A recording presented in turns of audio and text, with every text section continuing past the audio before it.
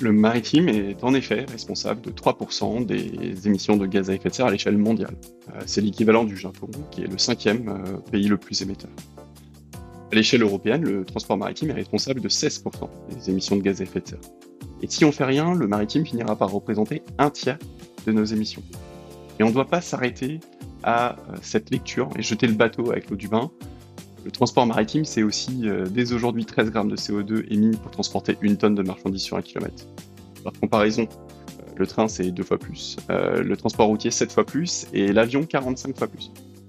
Avec 1 litre de carburant, une tonne de marchandises parcourt 394 km sur un navire, 226 sur un train et 49 sur un camion. Donc, le transport maritime, ça doit être le moyen privilégié pour déplacer les biens, mais aussi les personnes.